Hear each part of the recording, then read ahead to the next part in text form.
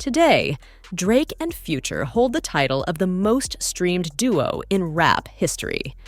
However, due to recent events, we might never hear them collaborate on a song again. With a string of chart-topping hits together, breaking records while touring the world, and their 2016 collaborative album What a Time to Be Alive, this once inseparable pair was a surefire recipe for success. Yeah, you know what it is, man. OVO free bands. Yes, sir. Remarkably, 3 of Future's 5 most streamed songs in his career feature Drake. So, what happened? On the surface, it seems like Future was the one who distanced himself from Drake. But why would Future abandon his frequent collaborator and close friend, who also happens to be one of the biggest artists globally?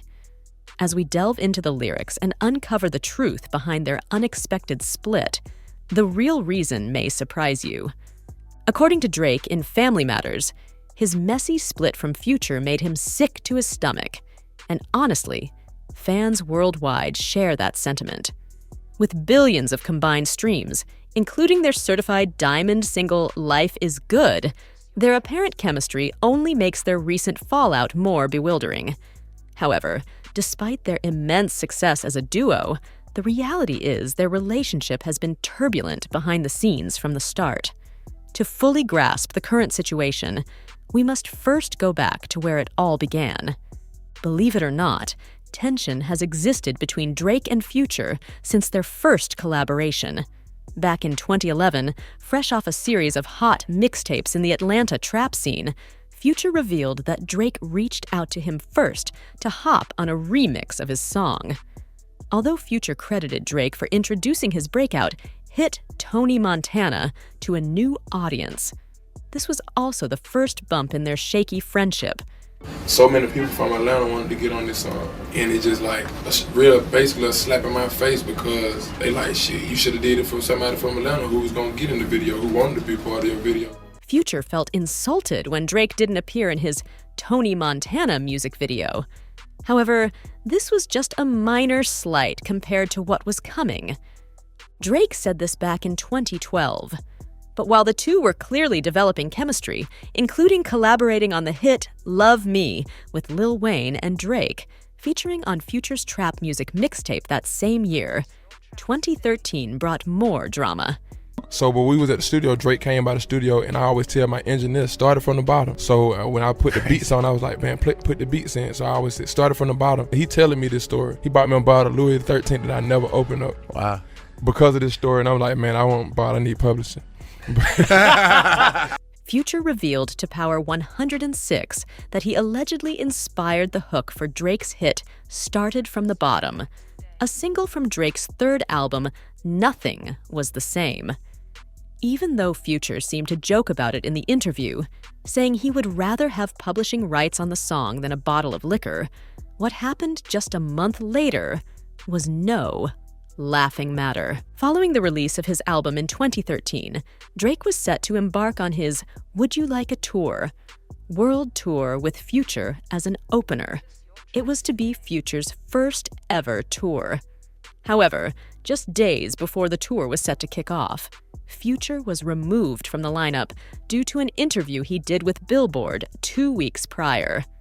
Future tweeted that his team forced Billboard to remove these statements, claiming they were taken out of context. I told him, I was like, man, he got a great album. I was like, Drake a dope artist, he a dope writer. I said so many good things about him, they didn't put that in the interview though.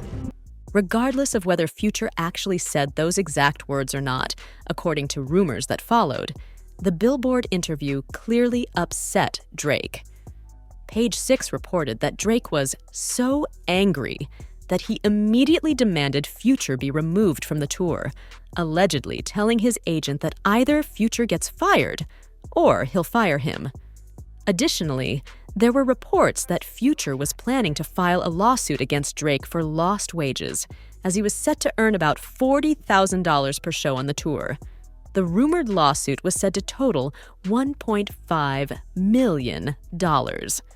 However, despite Future's plans to sue Drake, the two soon put their differences aside in 2014.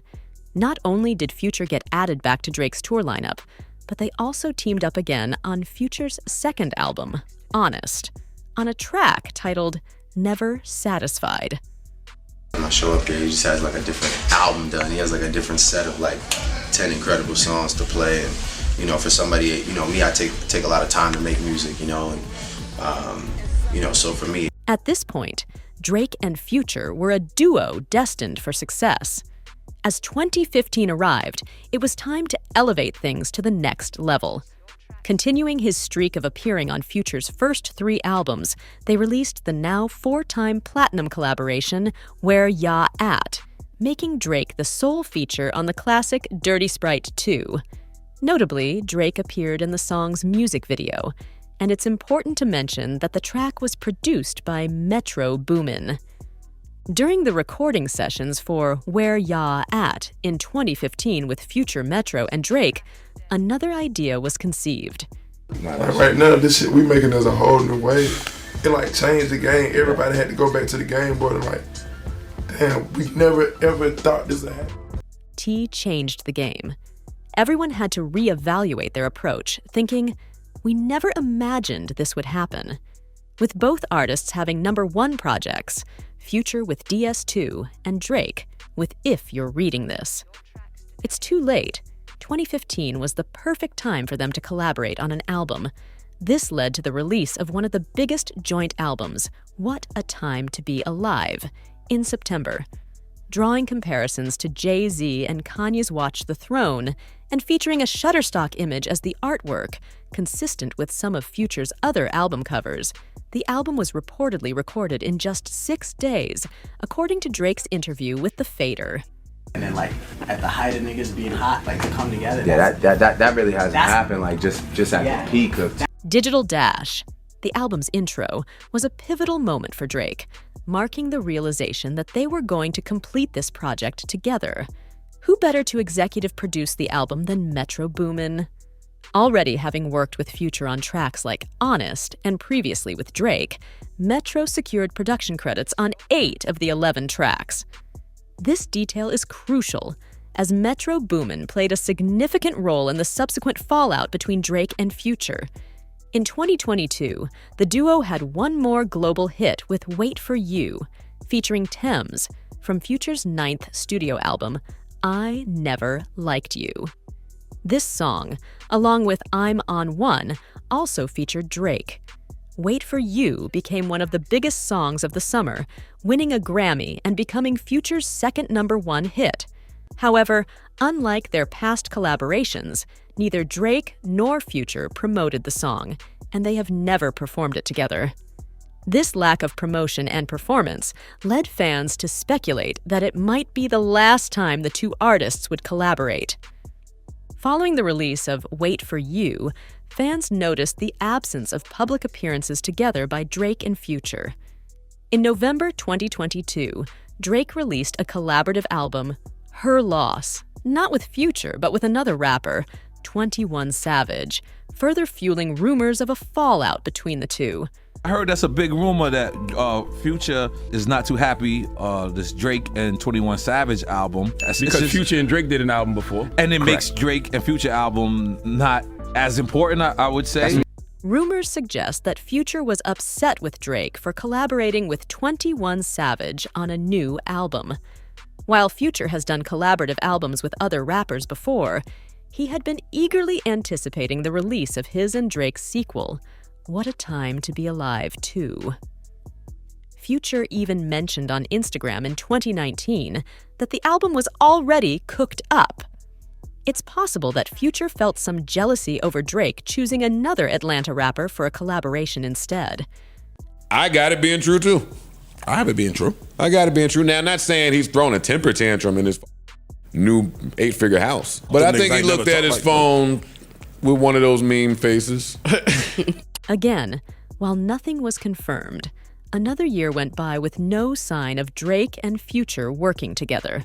Speculation grew in 2023 when Drake released his album For All the Dogs, which included 29 tracks and featured numerous industry rappers like 21 Savage, Yacht, J. Cole, Chief Keef, among others, but notably excluded Future. Future also did not promote Drake's album on social media, as he typically had in the past. This lack of interaction seemed to confirm the rumors of tension between them.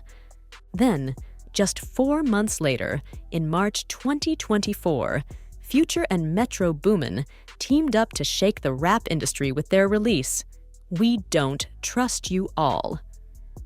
With the help of Kendrick Lamar, it became evident they were targeting Drake.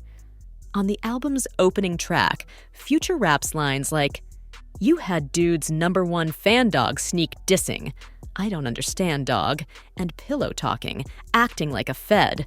I don't need another fake friend.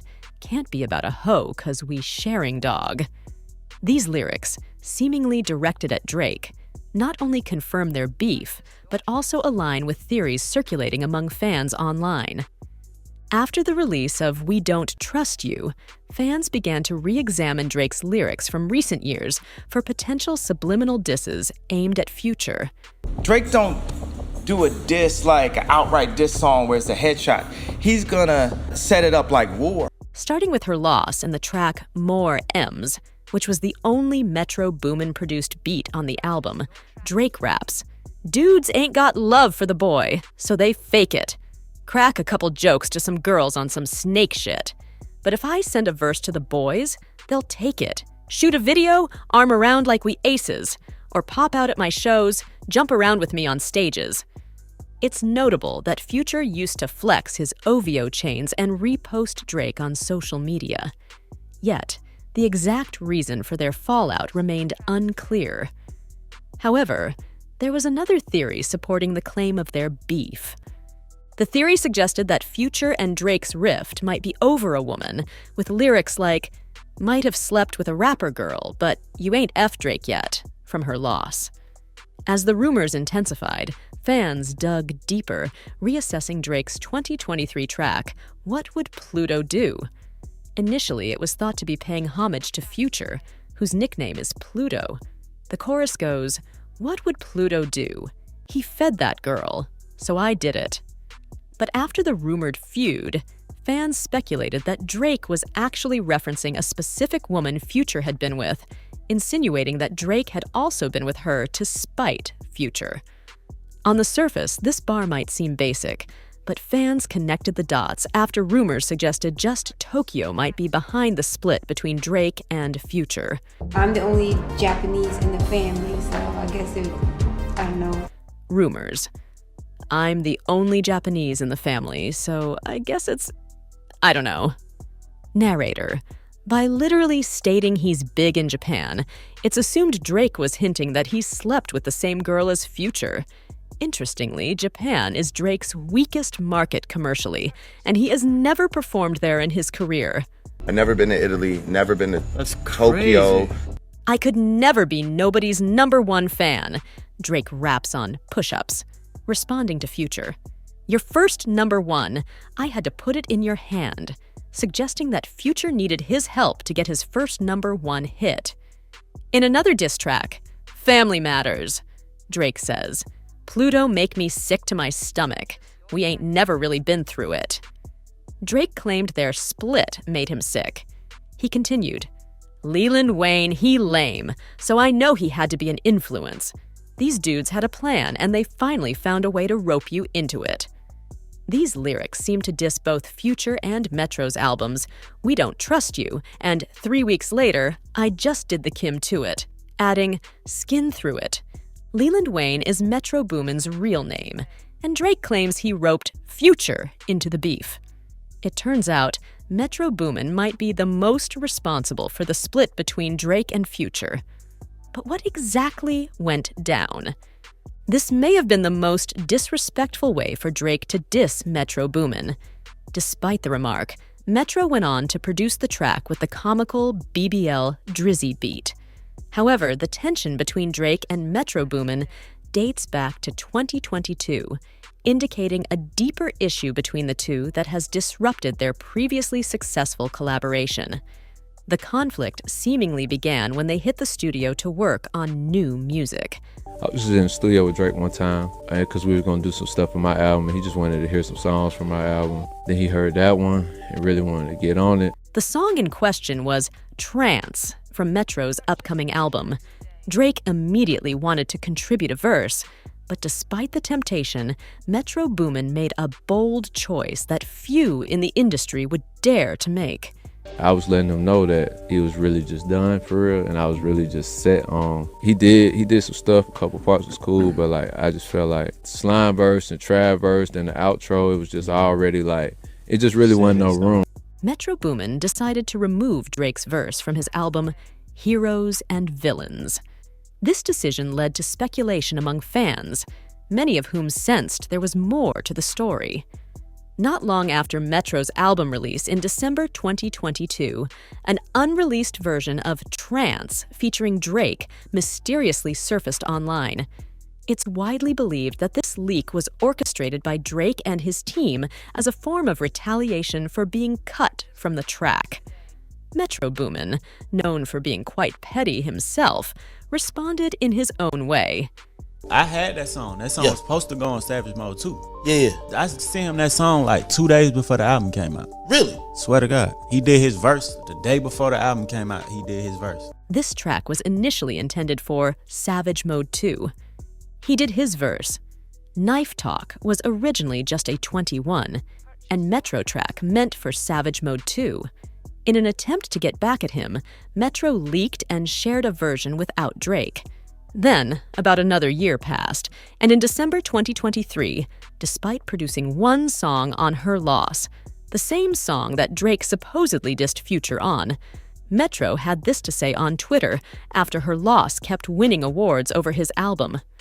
This post is particularly interesting given the seemingly great relationship between Metro and 21 Savage, who is also on Her Loss, and who basically came up with Metro Boomin.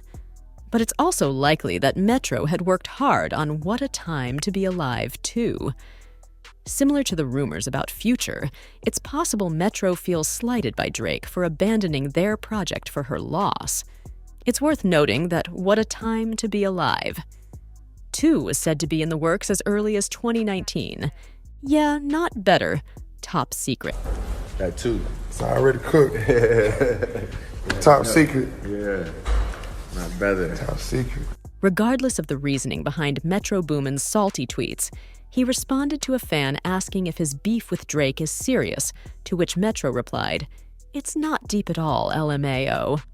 However, after unfollowing Metro Boomin on Instagram and calling him out on a Kick livestream, it's safe to say Drake did not feel the same way. And to the rest of you, the non-believers, the underachievers, the tweet and deleters, you guys make me sick to my stomachs, fam. Honestly, if you guys want to look in my eyes, you guys want to do something? That's what I thought. No, that's what I thought. The confirmation of Metro and essentially the entire rap industry's beef with Drake came with his collab album, We Don't Trust You with Future in March. Although neither of them have directly stated the reason for their beef, it seems like everybody was picking sides, and Future chose Metro Boomin, with whom he's worked longer. Not to mention people love drama, and beef is great for album sales. Some fans believe Drake and Future's disses to each other were softer compared to other rappers involved, raising the question of whether we will ever see this duo reunite. Honestly, I'd say there's still a chance we could see Drake and Future work together again in the future. Drake has rekindled relationships after major beefs with artists like Meek Mill. And as academics said, they are too great to let some petty drama get between them. As we have seen, Drake and Future's friendship has been rocky since the very beginning. But in terms of where it goes from here, only time will tell. Anyway, let me know what you all think about this in the comments below. Please comment, and subscribe, and share this video if you care. Thank you so much for watching, and I'll see you next time.